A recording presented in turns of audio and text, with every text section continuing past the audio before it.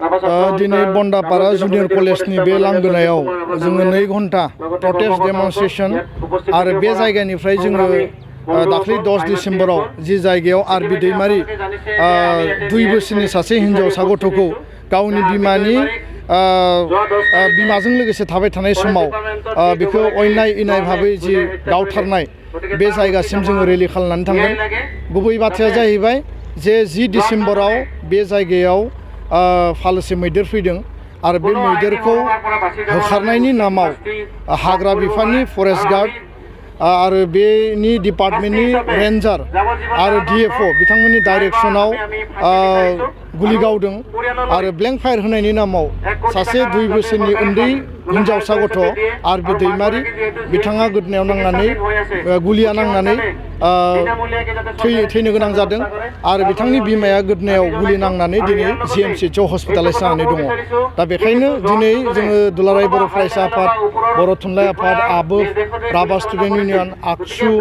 आरो international human right फराम जों ज' लोगो नांनानै दिनै बेयाव प्रटेस्ट डेमनस्ट्रेशन लाखिदों। 2 दाबि जों बेयाव होदों। गिबि दाबिया जाबाय जे बे जाथायनि मोनसे हाइ लेभेल इनकुवेरि नांगौ। 2 नम्बरा जाबाय जे जाय दायनिगिरि बे दायनिगिरिया एरेस्ट जानांगौ, बे पानिशमेन्ट जानांगौ कुनु आइननि बेबस्थानि गेजेरजों जाहाथे बेयो खारग'आ। दिनै इम्तियाज आहमेद आरो सिद्धार्थ सिंहा सानै फरेस्ट गार्डखौ दिनै हमनाय जाबाय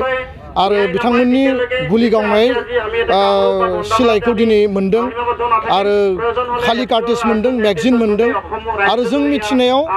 जौ लोंनानै बिथांमोना बे खामानिखौ मावदों आरो बेखायनो जों दिनै बिनि न्याय नागिरनानै बिजिरनाय नागिरनानै जों बे जायगायाव फैदों। 3थि दाबिया जाबाय मालबिका दैमारिया दिनै हस्पिटालाइज, बिथांखौ मोजां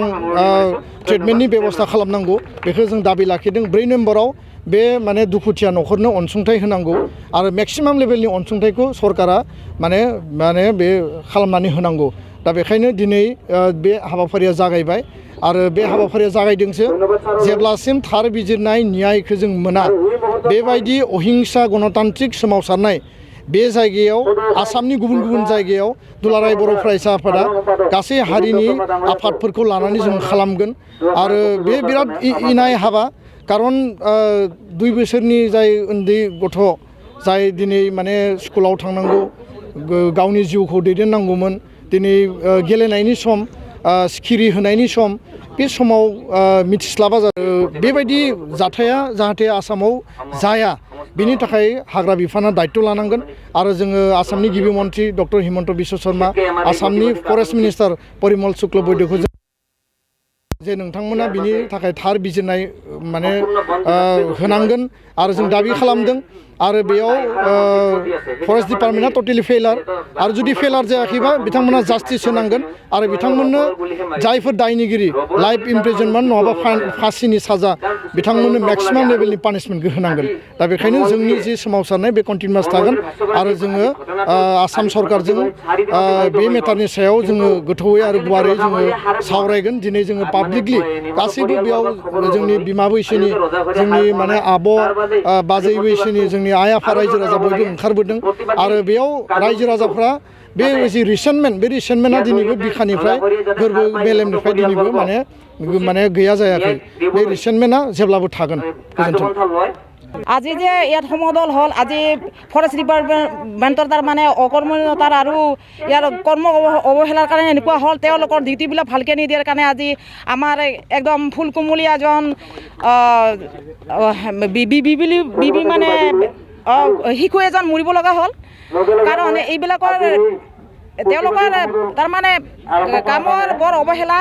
আজি আমি হাতী জীৱনত দেখা নাছিলোঁ, কিন্তু আজি হাতীৰ উৎপাতত মানুহ থাকিব নোৱাৰে, ধাননিবিলাক খাই পেলাইছে,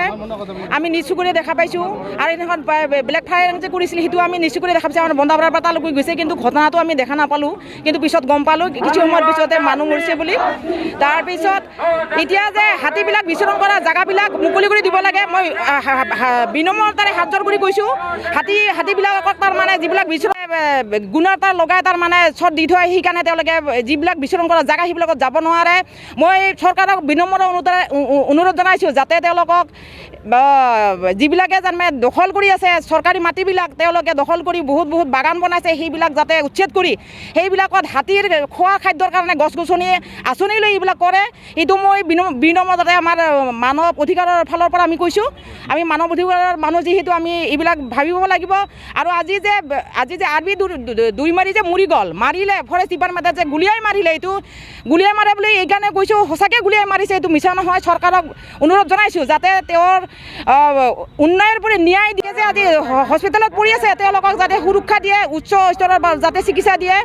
আৰু আমি গম পাইছোঁ যিটো গুলি আছিলে সেইটো ৰবাৰে বুলি কৈছিলে কিন্তু সেইটো ৰবাৰে নাছিলে তেওঁলোকে ডিফু অফিচৰ পৰা কিবা এটা বেলেগ ফৰ্চ আনা বুলি আমি গম পাইছোঁ এইটো ভালকৈ ইনকুৱাৰী হ'ব লাগে আৰু যদি ইনকুৱাৰীটো ভাল নহয় সুতদন্ত নহয় তেতিয়াহ'লে নিশ্চয় জোৰদাৰ ইয়াত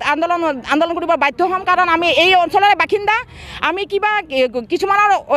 পদবী থাকিলেও আমি এইবিলাক নহ'ব আমি যিহেতু এইটো বহুত কষ্ট খাইছোঁ আৰু চৰকাৰে শুই থকাটো অনুচিত তেওঁলোকে যাতে সজাগ হৈ যিকেইজন মানুহে দুখীয়া সাব্যস্ত কৰিছে তেওঁলোকক যাতে উচিত শাস্তি দিয়ে আৰু যিবিলাক